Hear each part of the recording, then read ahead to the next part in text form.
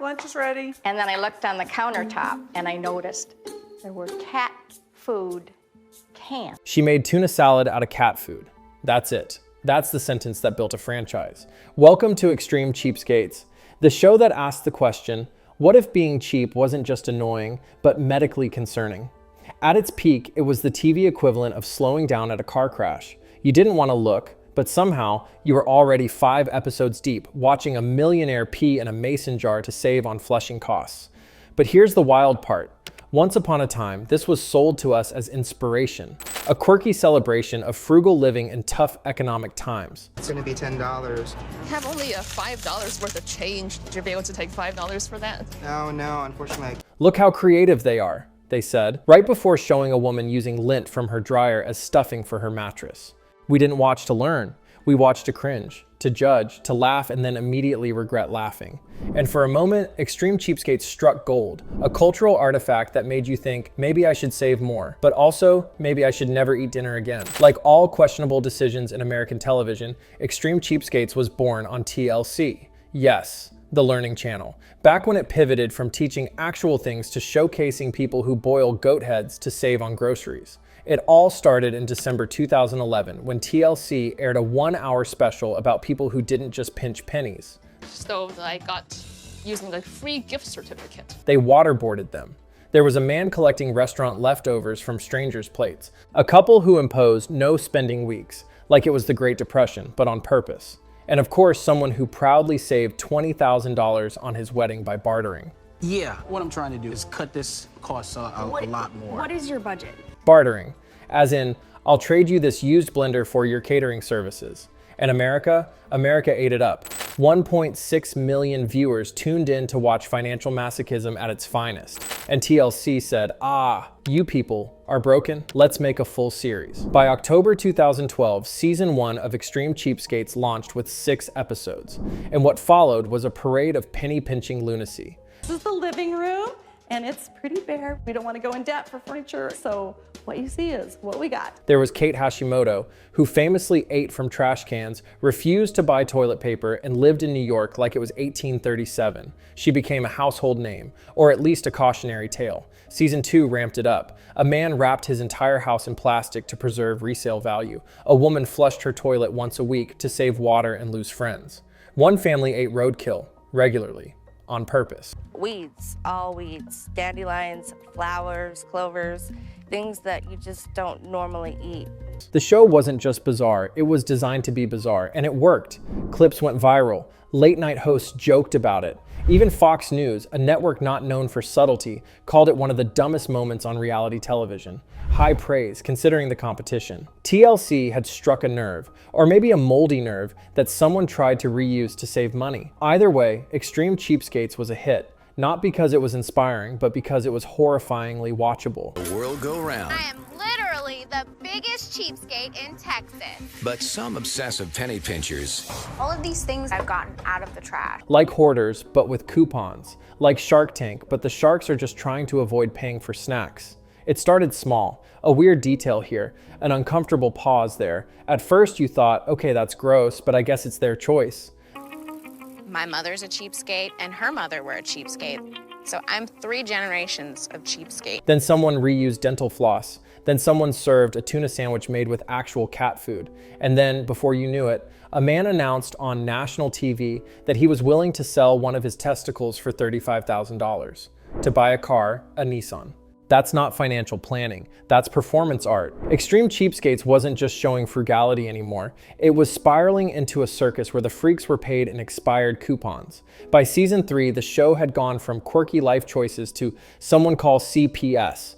When I'm gambling, I know when to stop. Most people think, oh yeah, I'm gonna keep going. They double and double and triple. I'm like, no, you gotta know when to walk away. Remember Vicky? The woman who took her children for scenic strolls on the highway. Why? To collect fresh roadkill for dinner. Nothing says family bonding like scraping a possum off the pavement and calling it organic meat. And viewers started noticing this wasn't about saving money anymore. This was about humiliation. The cheaper, the better. The grosser, the more airtime you got. TLC had found its formula. So let's think about what you just said. So lose one of our testicles. We're gonna replace one of our testicles for the money. First shock, then disgust, then viral attention on social media. But somewhere between the reused bathwater and the shared razors, the illusion cracked. People began asking the dreaded question, wait, is this even real? Spoiler alert, no, not entirely. In one Reddit post, a viewer exposed Kia Campbridge, one of the show's featured cheapskates, as an actress named Christina Oster, who had also appeared on Worst Cooks in America, which honestly should have disqualified her from ever feeding anyone again, including herself. Let's get this dance to have a fun time. We're on a budget. Okay? Yeah, so you're gonna have to understand that we're on a budget. Other contestants spilled the beans too. A frugality blogger named Melanie was approached to be on the show. They asked her to do things she'd never actually done. She was frugal in real life, like buying in bulk, frugal. But that was too boring for TV. So producers suggested she go on free dating sites and let men pay for her meals. Romantic? No. Pathetic? A little. Economical? Sure. Realistic? Not even remotely. Another woman, Melody Rose Gravitt, straight up admitted that 90% of what aired in her episode was fake. You know that moment where her family uses newspaper instead of toilet paper? Yeah, made up. Producers told them to do it, for the drama. The most extreme thing I ever did is I removed my own teeth. Because nothing screams must-see television like fictional butt chafing. The truth was seeping out faster than reused dishwater through a cracked Tupperware lid. And fans were pissed. Because even in a world where The Bachelor gets a pass for being obviously staged, Extreme Cheapskates had crossed a line. It had presented itself as real people, real budgets, real consequences. But what we got instead was a grotesque pantomime of poverty and stinginess. So, what I like to do is just tape it up. Now, you know you're breaking the rules. Scripted, exaggerated, and often unethical. And sometimes dangerous. Take Stephanie. She cooked dinner using recycled, visibly dirty water. Online commenters were quick to note that she was basically feeding her family a petri dish. Bacteria, $0. Hospital bills, not so much. Another couple, Carissa and Rick, saved money by sharing everything. Toothbrush, floss, razor blades. Romantic? No. Infectious? Our neighbors might think we're crazy, but... Very. A New Jersey dentist even wrote a blog post just to beg people not to do this, warning that this kind of sharing could easily spread herpes or worse. So yes, Extreme Cheapskates was saving money, but at the cost of common sense, dignity, and occasionally, public health. And if that wasn't enough, let's talk exploitation. The show loved to cast people with big personalities, but paid them almost nothing. A casting director admitted they gave participants a little bit of money. That's right, you embarrass yourself in front of millions just to afford half a tank of gas and some off-brand crackers. Thrifty inventor Michael McSurley spends the majority of his day designing new creations to help him save money. But hey, at least TLC got content. And isn't that what really matters? Participants were encouraged to go bigger, weirder, grosser. Forget authenticity. Give us spectacle. And some, like Jeff Yeager, the OG pilot episode Cheapskate, later admitted that he played along. He agreed to cook a goat's head on camera, even though he usually just ate chicken. Why? To help the producers create compelling television, he said. Translation: they told me to do it, and I wanted to be famous. The show's moral compass wasn't just broken, it was pawned. How much would all that cost? Approximately $1,200 to do the ceiling alone. And viewers began to catch on. Social media turned. Reddit was ablaze with threads titled, "Is Extreme Cheapskates fake?" People traded screenshots, receipts, theories. And soon, a general consensus formed. This wasn't reality. This was poverty porn. A freak show for the financially functional. Something to laugh at during brunch, then forget before dinner. The dealership paying like $200. It didn't cost me anything, and I put it on with these hair ties. Even the TLC faithful began to peel away. By season 3, viewership dropped because there's only so many reused condoms and boiled goat skulls a person can take before they reach their limit. And when your show becomes a punchline, even your core audience, the daytime TV thrill seekers, will eventually say, no thanks. I'll just rewatch Kitchen Nightmares instead. So what was the exact moment the show jumped the shark? It wasn't the tuna cat food sandwich. It wasn't the mason jar toilet system. It wasn't even the man freezing his used chewing gum to save for later. It was all of it. The relentless quest to outgross the last episode. They can travel 130 miles to the Dude Ranch on one single tank of gas. The rise of contestants who weren't even broke, just performatively cheap for attention. The producers chasing viral clips like rabid bargain hunters on Black Friday. The entire show became a parody of itself, a dollar store version of its original concept wrapped in plastic and left too long in the fridge. And by 2014, it was over. Not with a bang, but with a quiet, pitiful whimper. TLC stopped promoting it. The final episode aired with no fanfare, no dramatic finale, no goodbyes, just silence, which fittingly is also free. So, why is Extreme Cheapskates still getting roasted online a full decade after it ended? Simple, because it aged like leftover roadkill in a hot car. And then I used that to clean my floors. Today, the show reads like a parody of itself, but without the self-awareness. The once quirky frugality has calcified into predictable shock bait. Woman pees in a jar, seen it, man reuses chewing gum, yawn, family shares a toothbrush. Oh look, again. By the end, every episode followed the same 3-act structure. Meet the cheapskate. 1. Witness their unhinged money-saving ritual. 2. Watch their friends and family stare in silent horror. 3. It was less documentary and more emotional hostage situation. And the internet noticed. Reddit threads called it out as fake. YouTube was flooded with reaction videos titled, "What the hell did I just watch?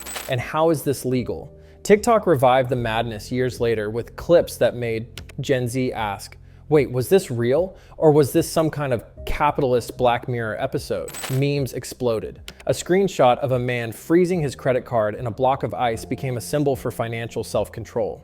A woman diluting juice for her 5 kids became America's cheapest mom, and a trending topic after her divorce. Jordan Page, we're looking at you. Even TLC couldn't defend the show anymore.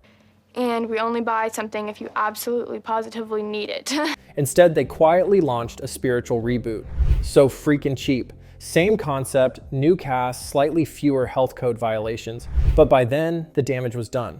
Extreme Cheapskates had cemented its place in the reality TV Hall of Shame, right next to My Strange Addiction and Here Comes Honey Boo Boo. Because what started as a commentary on thriftiness mutated into a grotesque talent show of who could humiliate themselves the hardest for cable television. And worst of all, it sold itself as relatable, as if anyone watching could identify with a millionaire feeding her friend cat food to save 30 cents.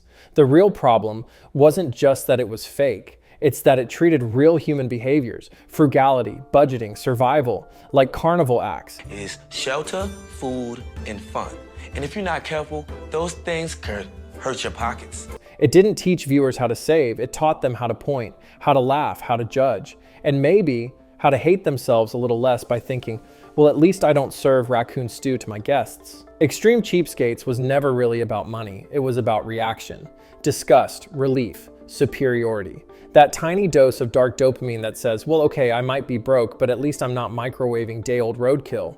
For one brief moment, TLC actually had something clever in their hands. A show that could have explored how real people survive in a system where everything costs more every year and the wages didn't. But then they did what TLC always does. They traded nuance for shock value. Instead of authenticity, humiliation. Instead of truth, performance. Instead of relatable frugality, weaponized cringe. They took a fragile, interesting idea and mutated it into content sludge. In the off season, you can get a lot of great discounts. It's not so crowded. And the punchline is brutal. Extreme Cheapskates didn't fail because people stopped caring about money. It failed because TLC didn't trust reality to be compelling on its own. So they manufactured chaos, and the audience eventually smelled the fake. Now the show survives only as viral clips on TikTok, random cringe comps on YouTube, and that one cursed subreddit where people still ask, wait, was that woman really eating cat food? So no, Extreme Cheapskates can't be saved. But maybe we learned something.